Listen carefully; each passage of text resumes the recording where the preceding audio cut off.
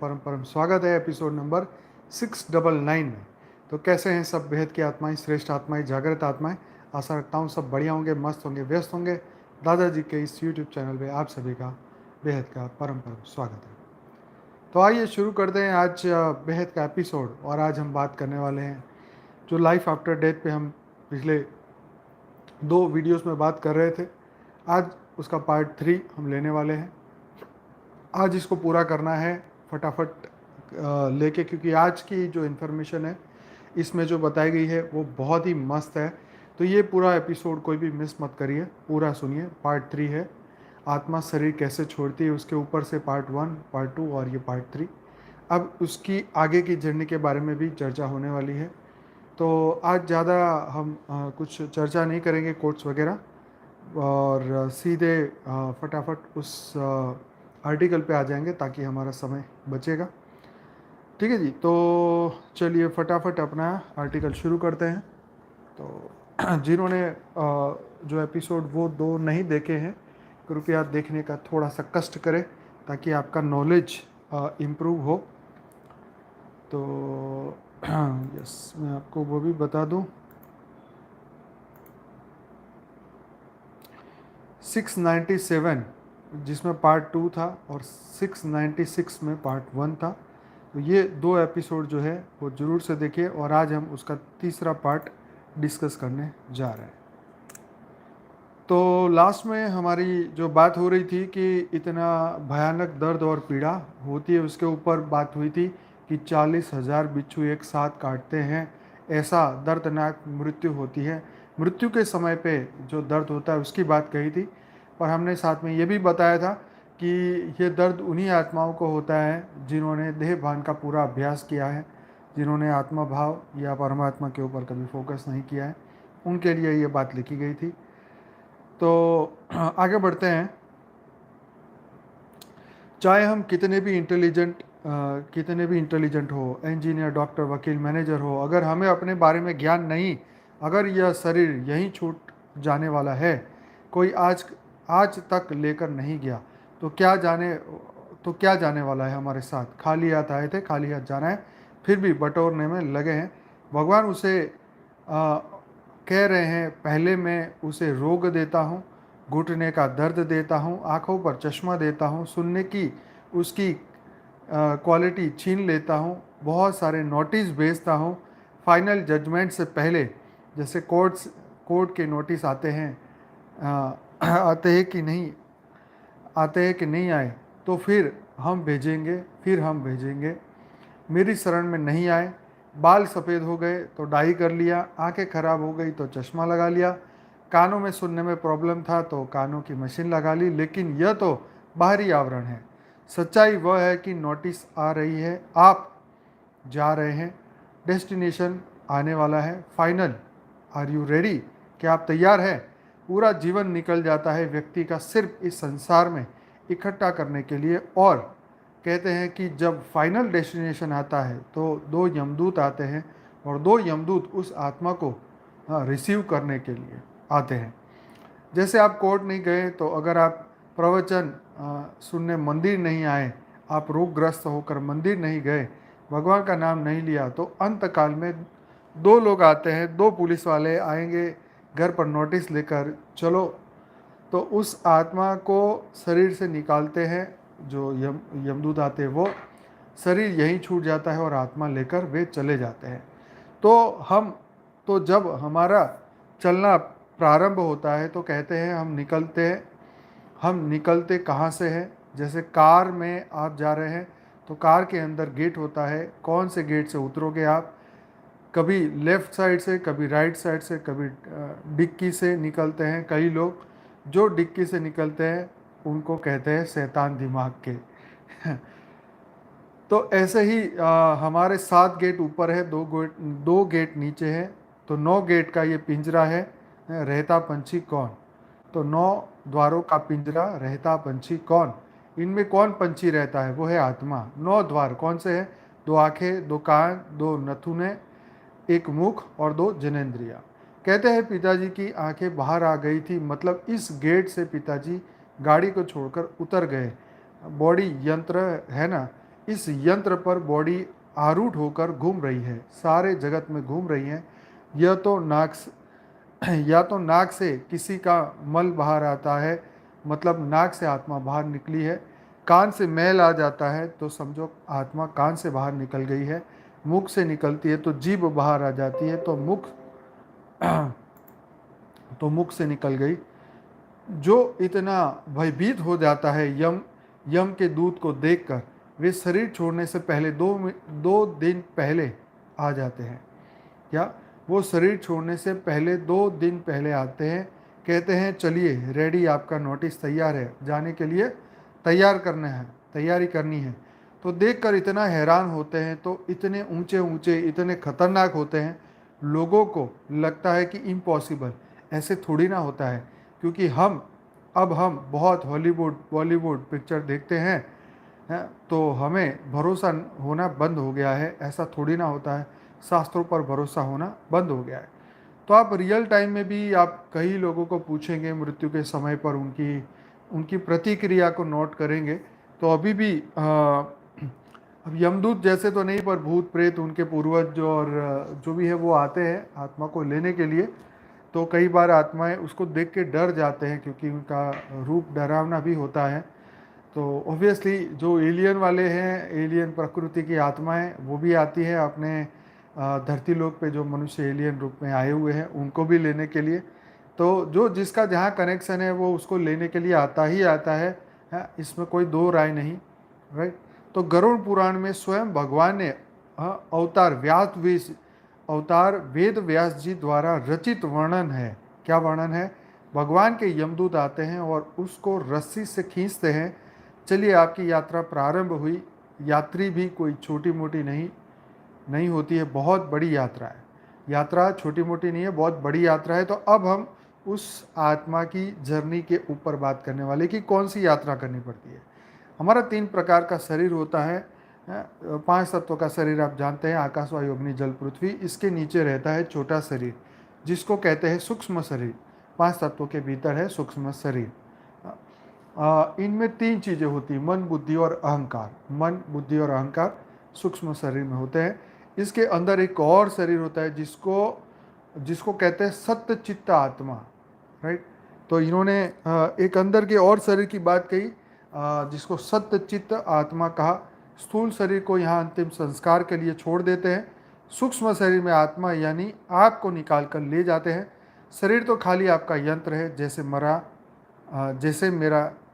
जैसे ये T shirt मेरी, यह तो मैंने धारण किया है। अगर मैं टी शर्ट उतार के चला जाऊं तो यह नहीं कह सकते कि मैं यही रह गया। जैसे ही शरीर पुराना हो जाता है तो आत्मा पुराना शरीर छोड़कर नए शरीर को प्रवेश कर जाती है। जो लोग अच्छा कार्य करते हैं उनके साथ क्या होता है, जो लोग विकर्म करते हैं उनके साथ क्या होता है, जो लोग अकर्म भक्ति करते हैं उनके साथ क्या होता है, तो वो चर्चा करते हैं। कहते हैं कि जब स्थूल शरीर को छोड़कर सूक्ष्म शरीर और आत्मा को यम के दूत निकाल के जाते हैं, तो वहाँ पर वो कहते हैं कि मैं अपने परिवार के साथ रहना चाहता हूँ, क्योंकि अब उसको ट्रैवलिंग के लिए कोई गाड़ी चाहिए। इस शरीर को कहते हैं अति वाहक शरीर, या फिर कहते हैं यातना शरीर। तो उस शरीर को कहते हैं अति वाहक शरीर, या फिर कहते हैं यातना शरीर। ठीक है जी। अति वाहक माना तेज गति से चलने वाला। बीके की वाणी में भी अंतवाहक शरीर की बात होती है, मतलब अतिवाहक, तेज गति से चलने वाला। लेकिन वो कैसे प्राप्त होता है? अगर अच्छा पुत्र हो, अगर घर में अच्छा पुत्र ना हो, पू नामक नरक से तारने वाला पुत्र होता है। पुत्र का जो पहले पू होता है वो पू नामक एक नरक है, उससे तारने वाला होता है, इसलिए उसको पुत्र कहते हैं। तो पू नामक नरक से नहीं तारता, वो होता है लड़का। तो पुत्र और लड़के में फ़र्क बता रहे। जो माँ बाप के मरने के बाद लड़ाई करता है कि मेरा बंटवारा, मेरे पैसे दो, मेरे को पैसे दो, जो बंटवारा करता है वो होता है बेटा। जो लड़ाई करता है वो होता है लड़का। लेकिन जो पू नामक नरक से तारता है वो होता है पुत्र। बहुत ही कम घरों में पुत्र हैं, सभी घरों में लड़के या फिर बेटे हैं, पुत्र नहीं। मकसद ये है, कहने का मकसद ये है कि जब आत्मा शरीर छोड़ के जाती है तो उसके पीछे बाकी के जो रह जाते हैं वो लोग उसकी आत्मा के लिए कुछ करते नहीं हैं, राइट। उसके लिए 1 घंटा बैठ के मेडिटेशन भी नहीं करेंगे, अच्छे वाइब्रेशन भी नहीं देंगे, खुद शांत रह के उसको शांति भेजने के लिए कोई कार्य भी नहीं करेंगे, ना अच्छे स्पिरिचुअल कोई जैसे गीता हो गया या रामायण इस तरीके की अच्छे पाठ भी नहीं लगाते, अच्छे मंत्र भी नहीं लगाते। तो उस आत्मा को बहुत बुरा लगता है, दुख लगता है कि जीते थे तब तो तब भी नहीं सुना, मरने के बाद भी नहीं सुना। तो आत्मा की गति आत्मा के लिए कोई कुछ नहीं करता है, यही प्रॉब्लम है। तो मरने के बाद 10 दिन तक अब आत्मा वहीं रहती है। लोगों को लगता है चौथा करने के बाद, चौथा करके लोग अपने काम पर चले गए। हाँ, बाबूजी घर पर बैठे हैं, वो कह रहे हैं अरे कोई खाना नहीं दे रहा है, सब अपने ऑफिस में बिजी हो गए। 10 दिन तक आत्मा उसी स्थान पर रहती है कि मुझे मुझे भोजन दो। हर रोज़ एक एक पिंड दान दिया जाता है। पहले दिन के पिंड से उसको उसको वह आत्मा को शरीर का सिर प्राप्त होता है। अब जो वो अंतवाहक शरीर की जो बात कर रहे थे, तो वो कैसे बनता है, वो यहाँ पे वो बात बताई कि अब उनको सूक्ष्म शरीर कैसे प्राप्त होता है। तो पहले दिन का जो पिंड होता है, पिंड मतलब खाने का एक टुकड़ा होता है, उससे उसको सिर प्राप्त होता है। दूसरे दिन के पिंड से गर्दन और कंधे प्राप्त होते हैं। तीसरे दिन से हृदय प्राप्त होता है। चौथे दिन के पिंड से पीठ प्राप्त होती है। पांचवें दिन में उसको नेवल मतलब धुनी प्राप्त होती है और नीचे का हिस्सा। छठे दिन में उसको नीचे का कुल्हा प्राप्त होता है। सातवें दिन में जांग प्राप्त होती है। आठवें दिन में घुटने, नौवें दिन में टांग, नौवीं और 9 दिन में जब पूरा शरीर बन जाता है तो 10वें दिन में यात्रा प्रारंभ होती है। लेकिन 10वें दिन वो जाती नहीं है, राइट। अब यहाँ पे बात हुई, उनको एक शरीर प्राप्त हुआ, स्थूल शरीर तो निकल गया, अब सूक्ष्म शरीर की यहाँ बात हुई। 10वें दिन होती है शुद्धि, इसलिए 10 दिन तक दिया जलाते हैं, शुद्धि होती है। उस दिन के बाद उनके घर में 11वीं या फिर 13वीं मनाया जाता है, जिस दिन प्रीति भोजन होता है, ब्राह्मण भोज होता है, ब्राह्मणों को खिलाते हैं लोग। उस दिन उसकी यात्रा प्रारंभ होती है। 13 दिन से लेकिन 13 दिन तक आत्मा उसी स्थान पर रहती है। जिसने चौथा किया उसके पिताजी अपने घर पर ही है, वो अपने ऑफिस में, उसे लगा शरीर जला दिया, आपने शरीर को जलाया था, अंतिम संस्कार किया था। परंतु पिताजी का क्या, जो एक शाश्वत आत्मा थे और आत्मा कभी नहीं मरती। नैनम छिन्नन्ति शस्त्राणि नैनम दहति पावकः न चैन कलेद्य सॉरी वो छोड़ देता हूँ बाकी की लाइन। तो ये गीता की लाइन थी जो मैंने एक बोली सही तरीके से, दूसरी वाली भी थी पर मुझे नहीं आई। इस आत्मा को शस्त्र नहीं काटते, आत्मा इसको आग नहीं जला सकती, इसको जल नहीं गला सकता और वायु नहीं सुखा सकती। तो भाई ऐसे 2-4 श्लोक तो इंसान को आने चाहिए ताकि उसको लगे कि भाई उसको कुछ आता है, इंक्लूडिंग मी। तो वो शाश्वत आत्मा वही विराजमान है उनके घर में। अब उसकी यात्रा प्रारंभ हुई क्योंकि घर में पुत्र नहीं था। यमलोक की दूरी इस पृथ्वी से 86,000 योजन है। देखो क्या मस्त, अब रियल इन्फॉर्मेशन आ रही है कि यमलोक, अच्छा बापूजी का एक वीडियो था यमलोक के ऊपर, यमपुरी के ऊपर, वो आपने देखा होगा। अगर नहीं देखा है तो इसको हम शेयर करेंगे कल ग्रुप में, जरूर देखिएगा। अब यहाँ बात हो रही है, अब ध्यान से सुनना, तो कल का वीडियो में आपको बहुत हेल्प होने वाली है। तो यमलोक की दूरी इस पृथ्वी से 86,000 योजन है, ठीक। तो एक योजन माने 7 मील, करीबन 7.5 मील होते हैं। तो एक मील में 1.6 किलोमीटर होता है। तो 86,000 योजन कितना हुआ, लगभग 10,32,000 किलोमीटर, अप्रोक्सीमेटली 10.5 लाख किलोमीटर हुआ। तो यानी 10.5 लाख किलोमीटर चलना है उस आत्मा को यहाँ से लेके वहाँ तक, ठीक है। एक नॉर्मल आत्मा की बात कर रहा हूँ, हाँ, जिसको कोई ज्ञान प्राप्त नहीं है, उसको सिर्फ अपने इनकी बात है, तो उनको तो फिर कैसे चलेगी 10.5 लाख किलोमीटर पैदल।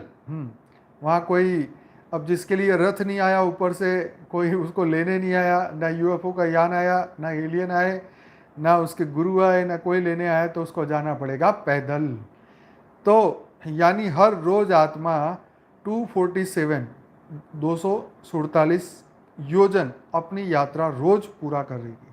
मतलब लगभग 3000 किलोमीटर अभी तो 3000 किलोमीटर जो है हर दिन उसको जो है वो चलना पड़ेगा। ठीक है जी। तो जैसे डॉक्टर बोलते भाई 2 किलोमीटर वॉक करो, तो अभी तो नहीं कर पाते हैं।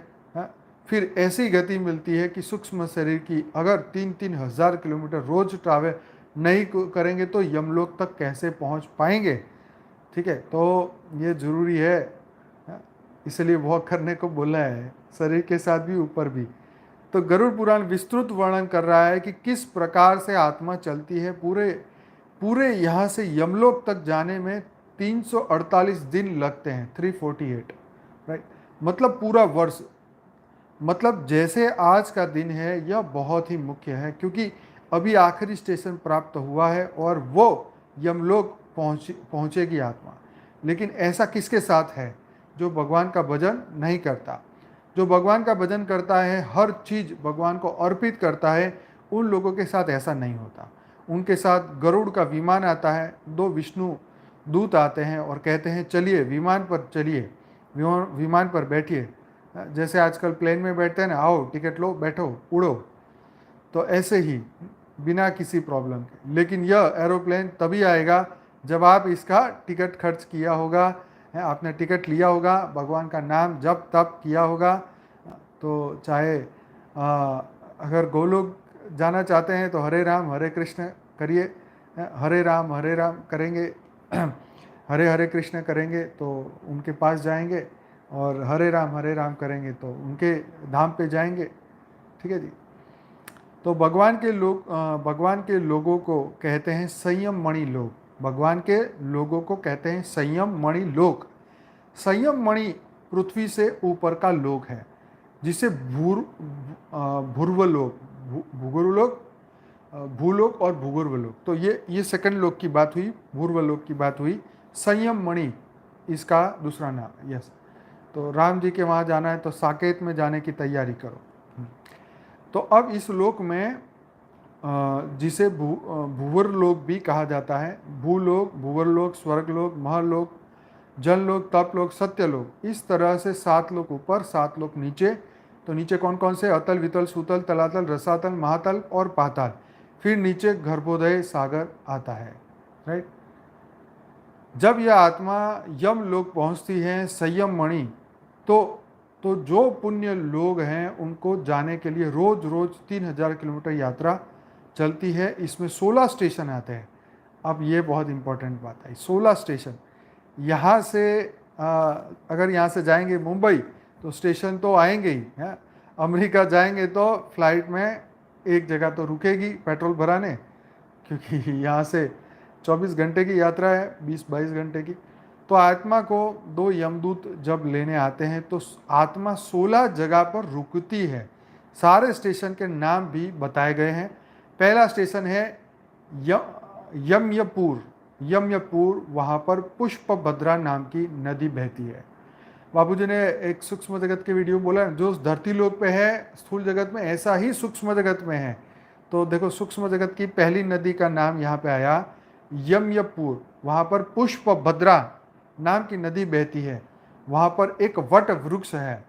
तो जो स्थूल हाँ पैदल की बात है ना, वहाँ तो गाड़ी नहीं मिली भाई को, ठीक है, अच्छे गर्म नहीं थे। तो पहला स्टेशन आया, वहाँ पुष्पभद्रा नदी मिली। सॉरी जबाना के पीछे हो जाती, जल्दी करते हैं ना तो ऐसा होता है। अच्छा, वहाँ पर एक वट वृक्ष मिलता है। अगर इस व्यक्ति ने कभी भगवान का नाम जप नहीं लिया, तो इस व्यक्ति ने कभी जप नहीं किया, बहुत सारे अपराध किए हैं, तो वैष्णव के साथ बहुत अपराध किया, तो इससे अपनी भक्ति खो दी। इसने अपनी भक्ति खो दी, मतलब वैष्णव के साथ अगर अपराध किया तो भगवान इसको भक्त नहीं मानते। भगवान कहते हैं जो भक्तों का अनादर करता है वो मेरा भक्त नहीं है। तो चलिए आगे बढ़ते हैं। उसके साथ फिर यही होना है। तो यम्यपुर में वो जाएगा, वहाँ पर 10 सूरज होते हैं, एक सूरज नहीं, 10 सूरज का टेम्परेचर होता है 50 डिग्री सेल्सियस, और इतनी गर्मी होती है, ऐसी गर्मी में गर्म रेत पर चलना पड़ता है। स्पीड स्लो है तो पीछे वाले लोग हंटर मारते हैं, अगर धीरे चलोगे तो पीछे से हंटर पड़ेगा, तो फिर दोनों तेज चलेंगे, हाँ, तो तेज चलो, पीछे से हंटर पड़ेंगे और दोनों आवाज़ मारेंगे भाई तेज चलो। तुम्हारे पास वो एक ही सफ़र है, हमें तो रोज़ करना होता है। वो क्या बोलते हैं कि भाई तेरे को तो तू अभी नया है, हमारा तो रोज़ का है, इसलिए जल्दी चल, हमें टाइम टाइम में पूरा करना है।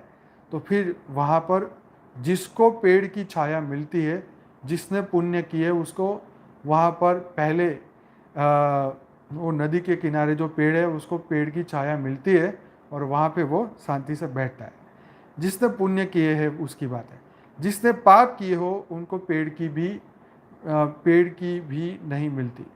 जिनके पुत्र हो वो दान में चप्पल आदि दान करते हैं तो वहाँ पर चप्पलें मिलती हैं। ठीक है, देखो इसलिए बोलते हैं ना कि मरे हुए व्यक्ति के पीछे कुछ दान करो। इसका मतलब क्या है कि यहाँ पे अगर वो अच्छा कार्य करेगा तो उतना उसको ऊपर इतनी थोड़ा सा उसका बेनिफिट मिलेगा। तो यहाँ चप्पल दान की होगी उसके नाम पे, तो वहाँ पे उसको सूक्ष्म में चप्पल मिलेगी, ताकि इस गर्म धूप में गर्म रेत पे चलने में उसको थोड़ा सा हेल्प हो जाए। राइट, जो कपड़े दान करते हैं उनको कपड़े मिलते हैं। अब धरती पे जो कपड़े दान यहाँ किए उसको वहाँ कपड़े मिलेंगे। जो लोग कुछ भी दान नहीं करते, भगवान के मंदिर लिए कुछ भी दान नहीं करते, उनके पूर्वज पैदल पैदल रेत पर चलते हैं और उनकी बहुत पिटाई होती है वहाँ पर। वो देखते हैं पुण्य कर्म वाला तो छाव में जा रहा है और मेरी गाड़ी एकदम ऐसी जा रही है, लोकल ट्रेन 100 लोग बैठे हुए हैं, हाँ, साथ में, और कह रहे हैं थोड़ी जगह दो, थोड़ी जगह। मतलब ऊपर भी ऐसी आत्माएं, जीवात्माओं की लाइनें लगी होगी। आप सोच के देखो, तो देखो ये जो बातें हम यहाँ कह रहे हैं ये कपोल कल्पना नहीं है, ये झूठी नहीं है, ये परम सत्य है। और ये पिछले 400 करोड़ साल में ये सब कितनी बार हो चुका है। ठीक, अभी का सिचुएशन थोड़ा अलग है, लेकिन पहले ये कितनी बार हो चुका है, अनगिनत बार ये होता ही रहता है। ये कलयुग ऐसा आ चुका है इस बार, तो ये सिस्टम अभी लोगों के दिमाग से निकल गई है। और वो जो जा रहा है पुण्य वाला, जिसने बहुत बहुत दान बहुत किया है, जो बहुत दानी व्यक्ति था, वो जा रहा है एक्सप्रेस ट्रेन में, सेकंड एसी के डिब्बे में, एकदम ठंडक में जा रहा है। उसे चप्पल की आवश्यकता नहीं है। जिसने बहुत दान दे दिया है उसे चप्पल दो या ना दो, उसे कोई फ़र्क नहीं पड़ता। लेकिन जिसने दान भी नहीं किया, बड़ा कंजूस था, दान नहीं दूंगा, मंदिर में कुछ नहीं करूँगा, किसी के साथ अच्छा नहीं करूँगा, गायों को चारा नहीं दूंगा, बस मेरा मेरा मेरा, वो ऐसे जा रहा है पैदल पैदल। ऊपर से संस्कार भी नहीं दिए अपने बच्चों को कि बेटा जब मैं चला जाऊं क्या करना चाहिए, यह ज्ञान सुने नहीं वो लोग। बहुत ही ज़रूरी है कि चाहे वो जितना भी इंजीनियर हो या साइंस का हो या कोई भी हो, ये बात जाननी जरूरी हो कि उस आत्मा के निमित्त जो है कुछ ना कुछ दान उनको देना चाहिए। ये समझाने का मकसद है। तो ये इम्पोर्टेंस है लाइफ आफ्टर डेथ का, मतलब मरने के बाद क्या। राइट, तो ये लोग नहीं जानते, लेकिन ज़्यादा लोग जो है इस पे अब फोकस कर रहे हैं। फिर जो लोग श्राद्ध नहीं करते उनको खाना भी नहीं मिलता। हाँ, श्राद्ध नहीं करते उनको खाना भी नहीं मिलता, पितरों को भूखे जाना पड़ता है। तो जब पितर के लिए खाना बनाते हैं तो बोलते हैं आज श्राद्ध है, श्राद्ध देंगे श्रद्धा पूर्वक।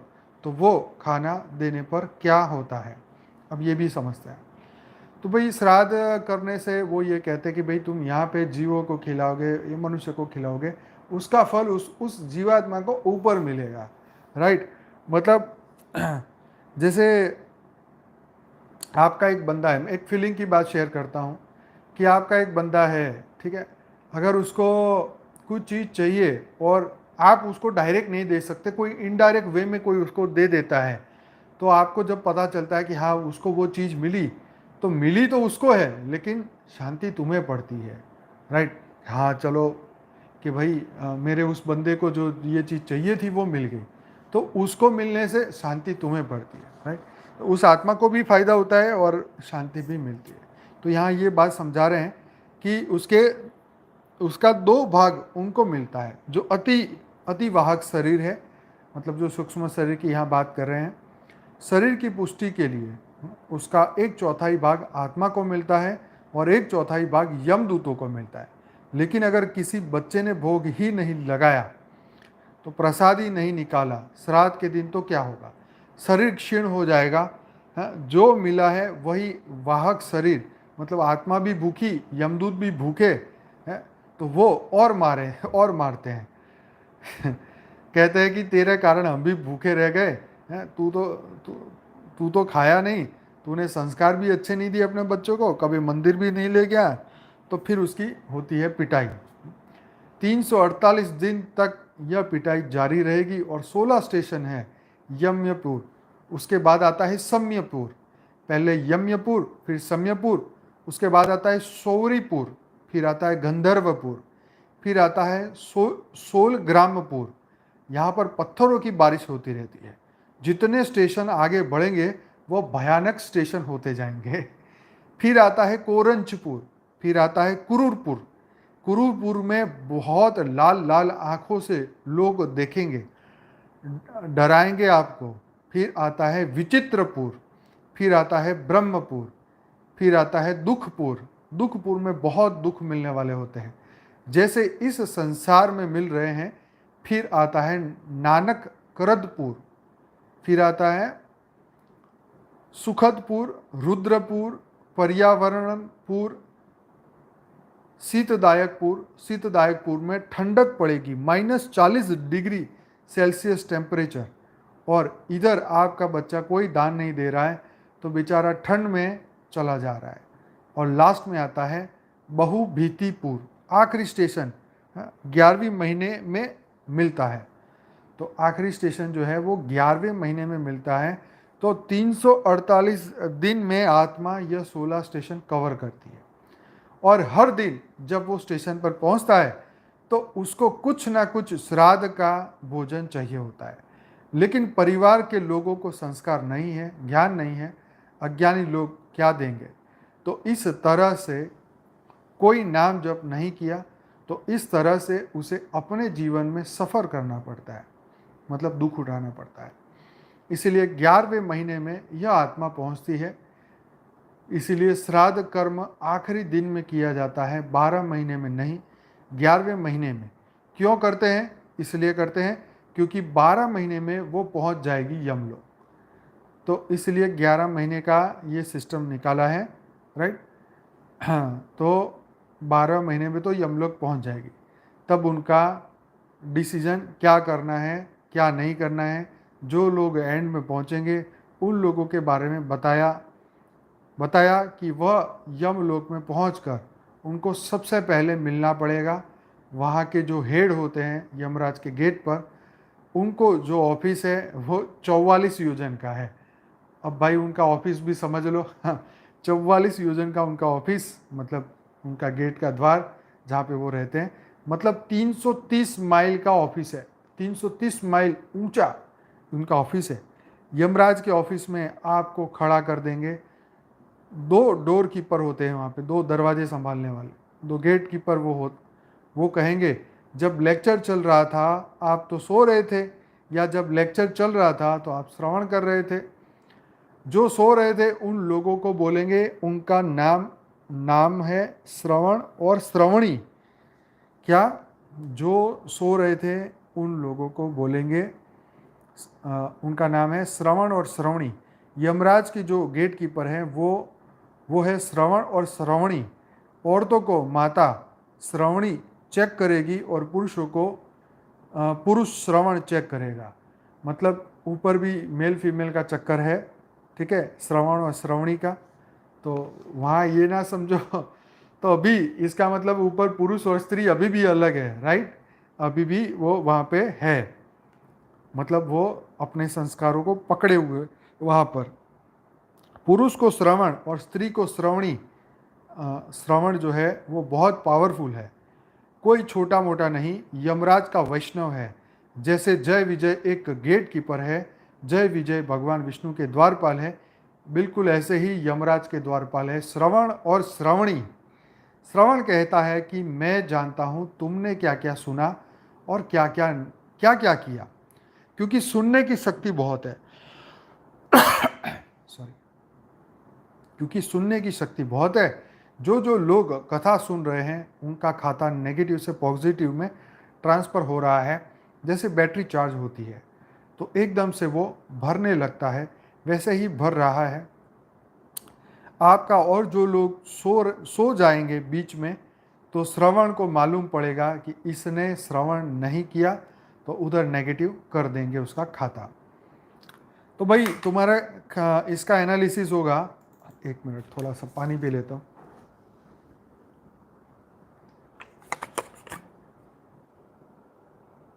एक सेकंड।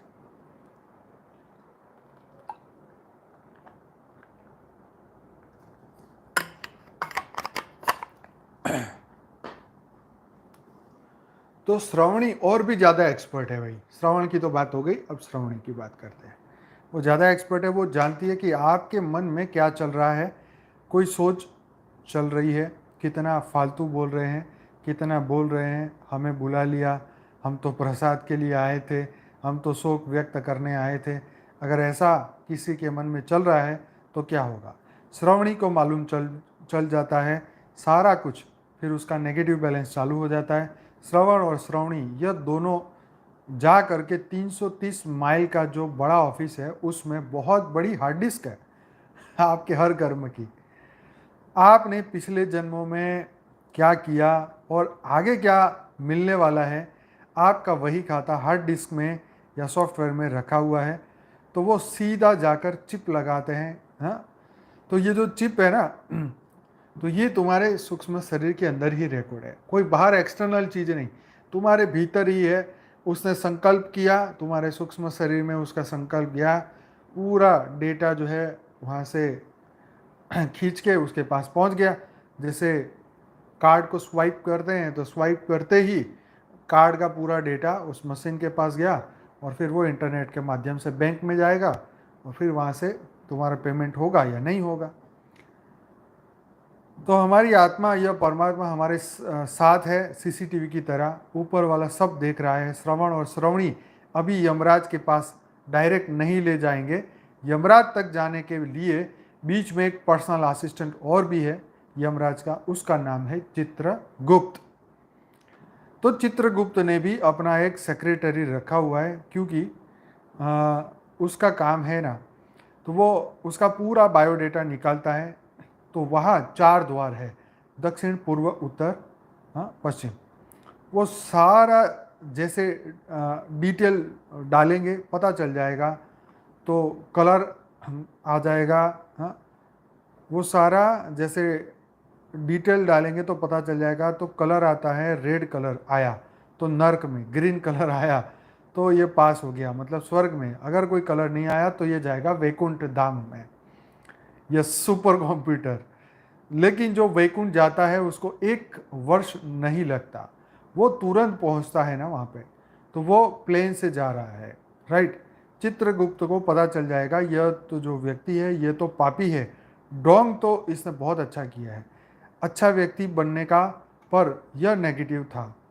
अच्छा व्यक्ति बनने का उसने रॉन्ग किया पर वो नेगेटिव था। अच्छा सूट पहनकर ऑफिस जाता था लेकिन भगवान के प्रति कोई श्रद्धा नहीं थी। उस व्यक्ति को देखकर वो ऐसे बोलता है हूँ आ यहाँ पे कैसे आ गए, और गुस्सा करता है चल।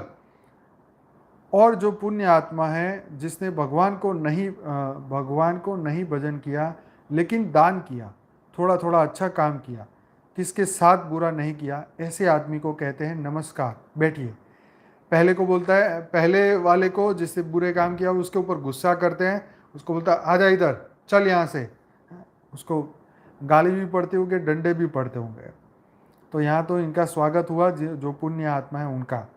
और जो है भक्त, जो सिर्फ पूरा जीवन भगवान का नाम जप तप करते हैं, वो तो एरोप्लेन से उतरता है और सीधा स्पेशल सिक्योरिटी मिलती है, वो खुद दंडवत प्रणाम करते हैं उनको।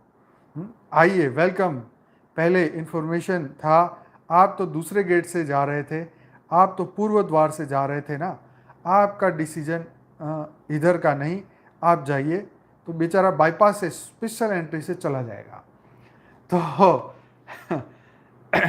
देखो, यहाँ पर उनको स्पेशल सिक्योरिटी मिलती है और वो सिक्योरिटी जो है आपको गेट तक लेके जाती है कि आइए, स्वागत है आपका, फटाफट गेट तक, गेट पर पहुँचाते हैं। लेकिन जो भगवान का नाम जप नहीं करते या नाम जप के समय सो जाते हैं, अगर वो वैष्णव अपराध करता है, वो सभी का डिसीजन अभी चालू है। वो डिसीजन कैसे देंगे, उसका चिप लगाकर यमराज के सामने ले जाएंगे। और यमराज जो जो है वो छोटे मोटे व्यक्ति नहीं है। यमराज की हाइट कितनी बताई, 3 योजन। तो यमराज की हाइट है 3 योजन, मतलब 24 मील लंबा, 24 मील। ओहो हो। उनकी ओर पर्वत के जैसे काले महान खतरनाक, उनकी ओर मतलब उनकी जो लंबाई है 24 मील, उनकी और पर्वत के जैसे काले महान खतरनाक। बैल उनका वाहन, हाथ में दंड देने के लिए एक दंड है और एक हाथ में मृत्यु पास बांधने के लिए एक हंटर जैसे मृत्यु पास, हाँ, जैसे मृत्यु पास, और एक है यमदंड। तो यमदंड दंडित करने के लिए उनके और उनके वस्त्र हैं पीले रंग के वस्त्र, कुछ काले काले कुछ पीले, आंखें लाल लाल रंग की है, विकराल रूप है उनका। उनके सामने ले जाते हैं और जैसे ही वो देखते हैं वह बड़ा पापी व्यक्ति है। जैसे ही वो सामने देखते हैं उनको पता चलता है ये बड़ा पापी व्यक्ति है, यह कभी भगवान के मंदिर में नहीं गया, बड़ा नास्तिक था, पूछते भी नहीं है आप कौन है। ऐसे 2 पास मारते, ऐसे हंटर मारते हैं। तो इसको ये सुनते सुनते मुझे याद आया कि यहाँ अहमदाबाद के पास में गांधीनगर में अक्षरधाम मंदिर है। तो वहाँ पे ये जमपुरी का बहुत बढ़िया एक लेज़र लाइट शो चलता है, करीबन 1 घंटे का करीबन वो लेज़र लाइट शो चलता है, जिसके अंदर नचिकेता वहाँ पे यमपुरी में जाता है इनको मिलने, यमराज को। तो पूरा जैसे हमने ये जब सुना ना, इसी का ही डिस्क्रिप्शन, मतलब इस तरीके से उनके जो द्वार यम गेट बताया, मतलब लेज़र लाइट से बताया। फिर यमराज आते हैं ऐसे डरावने चेहरे वाले, फिर नचिकेता को वो उसके दूत डराते हैं, फिर बातें होती हैं। ये पूरा जो है ना नचिकेता का संवाद। तो कभी मौका मिले तो अक्षरधाम मंदिर में ये लेज़र शो ज़रूर देखिएगा, क्योंकि उन्होंने भी बहुत सारे पैसे कष्ट खर्च करके ये बनाया है। बहुत आग की लपटें निकलती है और बहुत कुछ सुपर्ब बनाया है। एक साथ में 600-700 लोग बैठ सकते हैं और टिकट भी करीबन 100 रुपये के आसपास है। देखो, ये लोग इतना अच्छा काम करते हैं तो इसका एक यूट्यूब में वीडियो बना के डालते हैं, तो जो लोग इतनी दूर बैठे वो कम से कम देख तो पाते, चाहे उसकी चार्ज ले लो। लेकिन जो लोग नहीं आते, वो दूर है, वो कैसे देखेंगे। लेकिन चलिए, वो उनका लुकआउट है। तो अच्छी चीज़ों को शेयर करना चाहिए मेरे हिसाब से। पर उन्होंने बहुत मेहनत की है और मुझे लगता है भारत में शायद ये अक्षरधाम मंदिर के पास ही ये इस तरीके का लेज़र एंड लाइट शो है, जो पूरे वायुमंडल में ही पूरा ये पूरी स्टोरी बनाते हैं। आपको ऐसे कोई पर्दा नहीं है, हवा में ही सब कुछ बनता है। यस, तो विदेश में भी है, दुबई में भी है, शायद और भी जगह पर है, पर हमारे अहमदाबाद में, मतलब गांधीनगर पास ही है, 25 किलोमीटर, वहाँ पर भी है। यम अब आगे यमराज भी उनको खड़े होकर दंडवत प्रणाम करते हैं। जो डिवोटी है उसको भय भी नहीं होता। डिवोटी को लगता है कि ओह, कितने महान वैष्णव हैं, आप तो 12 महाजनों में से एक हैं। हाँ हाँ, आप भी महान भक्तों में कोई कम नहीं है, चलिए आप वैकुंठ चलिए। उसको भगवान जैसे दिखेंगे, देवता जैसे लगेंगे। लेकिन जो व्यक्ति पुण्य और पाप में अटक रहा है, उनको दंड देने वाला खतरनाक लगेगा, वो भी एक डबल रूप। जैसे एक जेलर है, जब वो ऑफिस जाता है तो कैदियों को बड़ा डर लगता है, लेकिन जब वो घर आता है तो बच्चों को पापा पापा कहकर उनके ऊपर वो चढ़ जाते हैं। मतलब एक तरफ उसका दूसरा पार्ट है, बच्चों के लिए अलग पार्ट है, जेलर का, कैदियों का अलग। वही जेलर एक को दंड देता है तो एक के लिए प्रियजन है। तो लोग पूछते हैं कि हमने खाना तो लोग पूछते हैं हमने खाना लगाया तो कैसे हमारे पितर तक पहुंचेगा। तो आप जो ईमेल लिखते हैं आपके घर में बैठकर, तो वो कैसे अमेरिका पहुंचता है। आप व्हाट्सएप भेजते हैं तो वो कैसे वहां तक पहुंचता है। तो 3 प्रकार की चीज़ें बताई है, अग्निदेव, वायुदेव, वरुण देव। ये सारे हेल्प करते हैं। पानी के द्वारा, अग्नि के द्वारा, वायु के द्वारा ये सारे खाने को ले जाते हैं सूक्ष्म रूप में।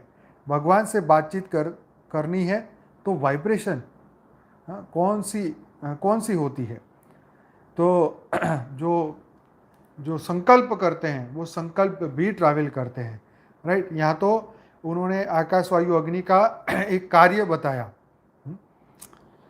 तो फिर यहाँ पर डिसीजन होता है कि अगर आपने अच्छे कार्य किए हैं तो आपको देवता बनकर स्वर्ग में ले जाएंगे, बुरे कर्म किए हैं तो आपको नरक में ले जाएंगे, आपने भक्ति की है तो कहाँ जाएंगे, वैकुंठ धाम।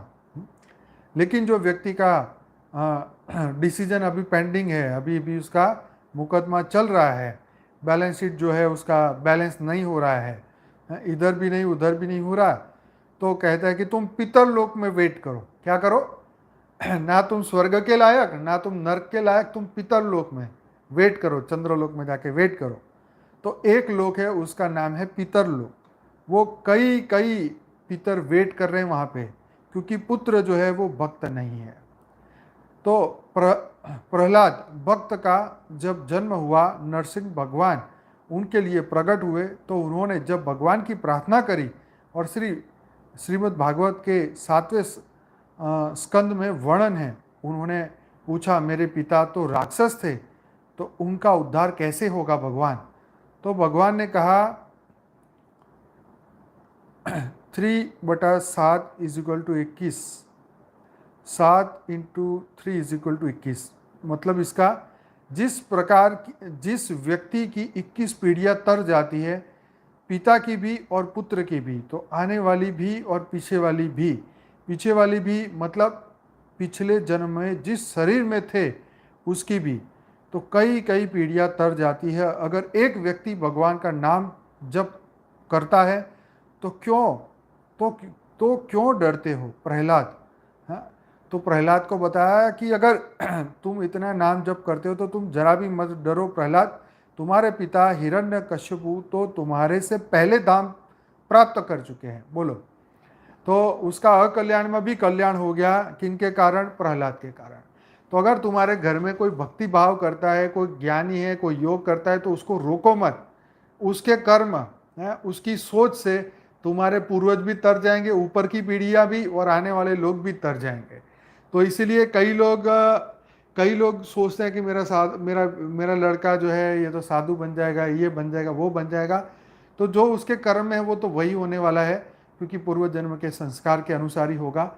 तो उसको रोकिए मत, उसको करने दीजिए, हो सकता है उसी से आपका कल्याण हो जाए। तो जो इस बात पे भरोसा रखते हैं, मतलब प्रहलाद ने उसके पिता का है, वो उससे पहले उसके उस धाम तक पहुंच चुके। जो लोग पशु बनते हैं, नरकों में प्रताड़ित होकर पशु बन जाते हैं, उनको घास के रूप में प्राप्त होता है श्राद्ध। देखो अब यहाँ इंपॉर्टेंट लाइन आई बात। तो जो लोग नरकों में प्रताड़ित होकर पशु बनते हैं, राइट, जो पशु बन जाते हैं, उनको जब श्राद्ध किया जाता है तो उनको घास के रूप में उस पशु का आहार मिल जाता है।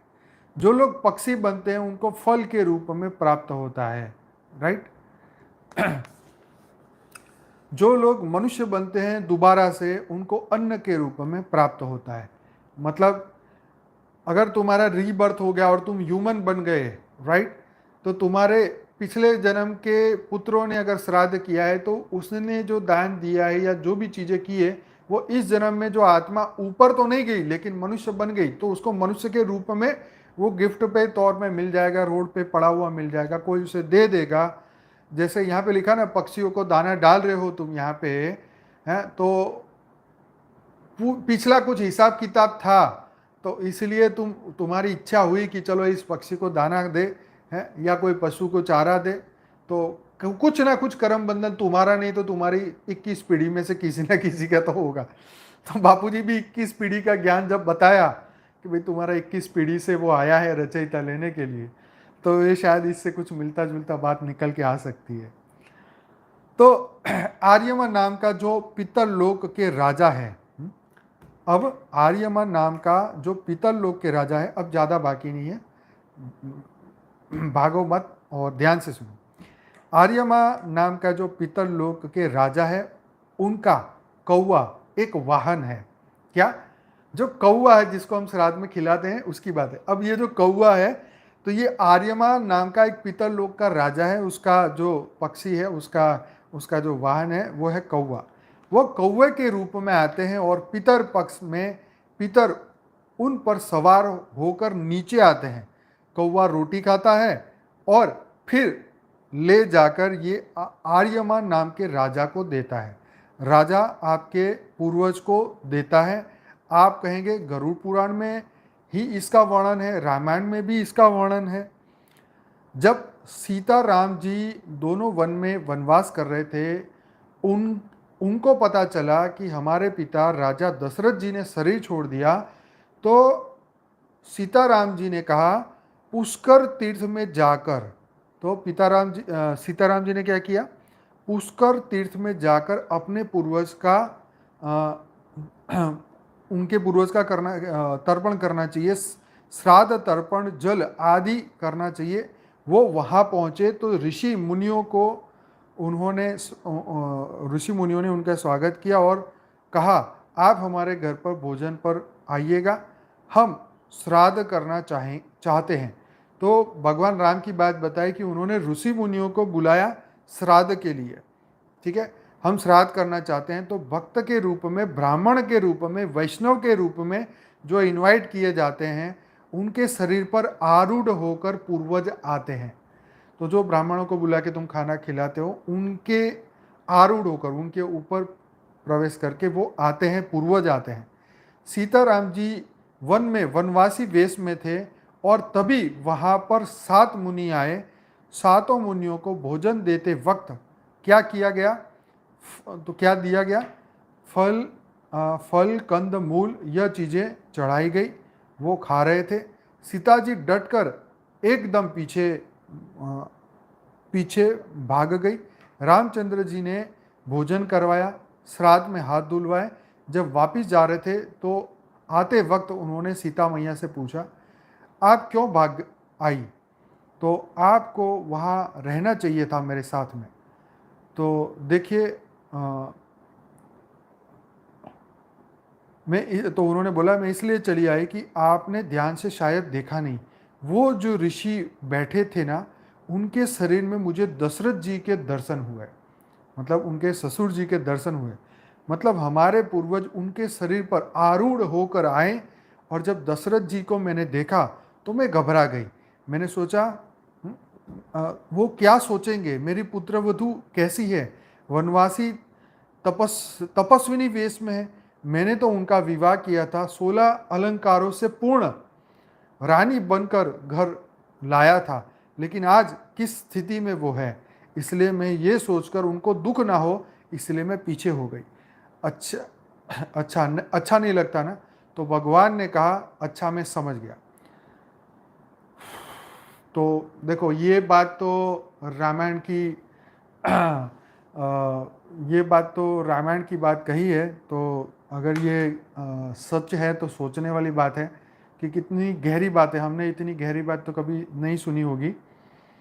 आगे दान का महत्व बताया कि लोग कहते हैं कि किस प्रकार का दान करना चाहिए। तो भगवत गीता में 18 के अध्याय में यज्ञ दान तप कर्म 18वें अध्याय में एक श्लोक आता है जिसका मतलब है यज्ञ दान और तप रूप कर्म त्याग करने के योग्य नहीं है। क्या?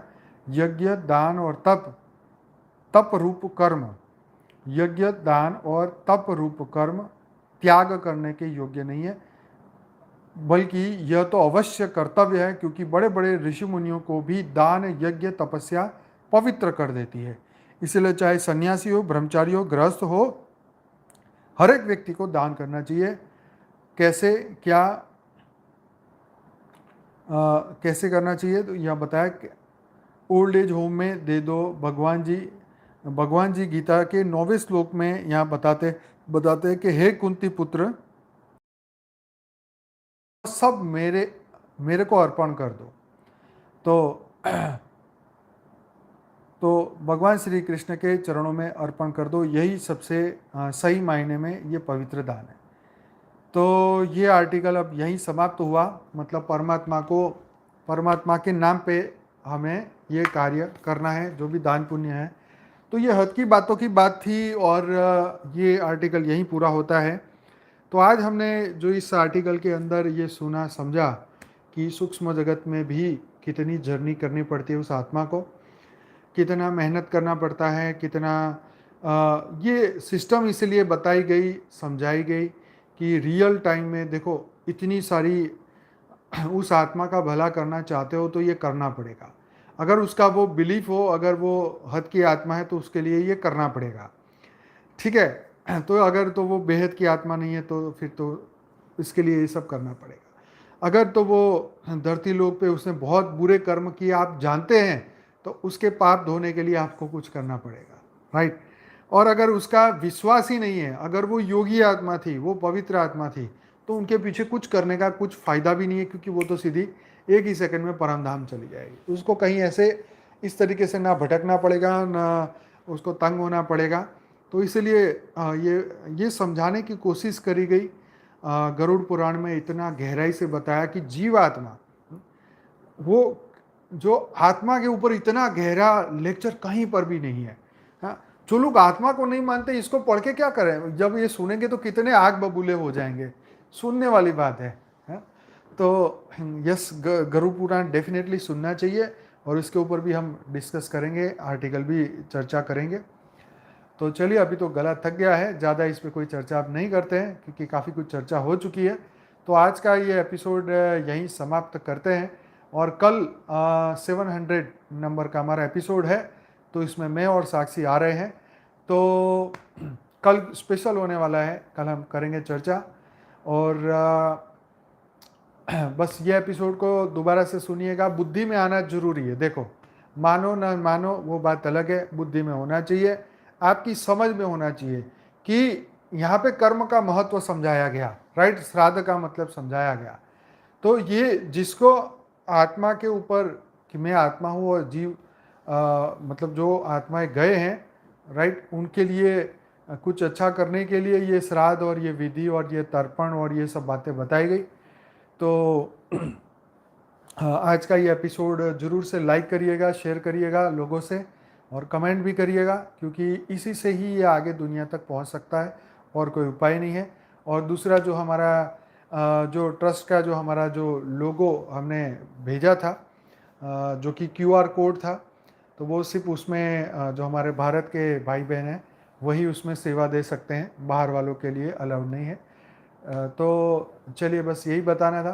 तो बहुत बहुत धन्यवाद, बेहद का धन्यवाद। अब हम कुछ आखिरी के 7-8 मिनट अपना बेहद का योग करते हैं, और फिर कल रात को हम 10 बजे दोबारा मिलेंगे। तो चलिए, बेहद की परम शांति, बहुत बहुत धन्यवाद। अपने क्वेश्चन अगर कुछ है मन में तो आप वीडियो के नीचे कमेंट बॉक्स में लिखिएगा, अगर हो पाया तो हम जवाब देंगे, नहीं तो हमारे कोई भाई बहन उसके जवाब जरूर देंगे। तो ये पार्ट 1, 2, 3 जरूर से देखिएगा और शेयर करिएगा। बहुत बहुत धन्यवाद। बेहद की परम शांति। अपनी अपनी आंखें बंद करें और रिलैक्स हो जाएं, चिंता स्ट्रेस तनाव से मुक्त हो जाएं, आत्मस्वरूप में स्थिर हो जाएं।